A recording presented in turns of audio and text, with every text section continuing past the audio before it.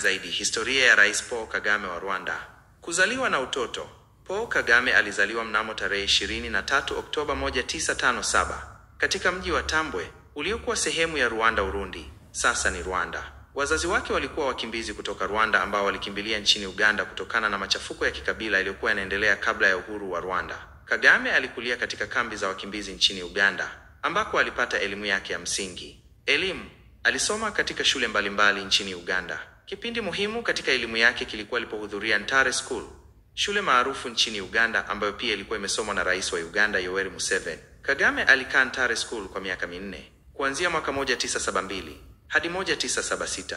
Alipata fursa ya kupata elimu bora katika mazingira ambayo yalikuwa tofauti na maisha ya ukimbizi. Baadaye alipata mafunzo ya kijeshi nchini Uganda na pia alihudhuria United States Army Command and General Staff College huko Fort Leavenworth, Kansas, nchini Marekani.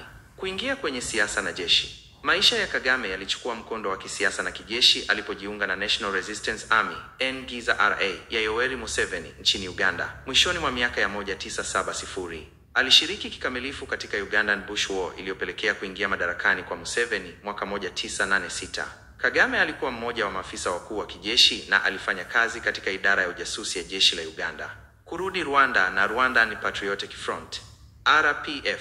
Mwanzoni mwa miaka ya 1990, Kagame aliongoza Rwandan Patriotic Front (RPF), kundi la waasi wengi wao wakiwa Watutsi waliokuwa wakimbizi. Katika harakati za kurudi Rwanda, RPF ilianzisha vita vya wenyewe kwa wenyewe mwaka 1990. Jukumu katika kumaliza mauaji ya kimbari ya Rwanda. Kagame alikuwa na jukumu muhimu sana katika kukomesha mauaji ya kimbari ya Rwanda ya mwaka 1994.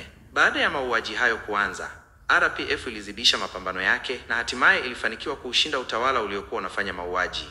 Kupanda kuwa rais. Baada ya RPF kuchukua udhibiti wa nchi, serikali ya mpito iliundwa. Kagame alihudumu kama makamu wa rais na waziri wa ulinzi. Alikuwa akionekana kama kiongozi mwenye nguvu zaidi katika serikali.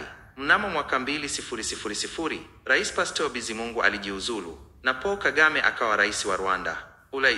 Kagame amekuwa rais wa Rwanda tangu mwaka 2000. Ameongoza nchi katika kipindi cha mabadiliko makubwa, akifanya kazi ya kujenga upya taifa baada ya mauaji ya kimbari. Uongozi wake umejikita katika kuleta utulivu, umoja wa kitaifa, maendeleo ya kiuchumi na kuboresha huduma za kijamii. Ameshinda uchaguzi mkuu mara kadhaa na kuendelea kuwa rais hadi sasa. Uongozi wake umesifiwa kwa kuleta maendeleo makubwa nchini Rwanda, lakini pia umekosolewa na baadhi ya watu na mashirika ya kimataifa kuhusu masuala ya demokrasia na haki za binadamu. Hii ni kwa ufupi historia ya safari ya Paul Kagame kutoka kuwa mkimbizi hadi kuwa rais wa Rwanda.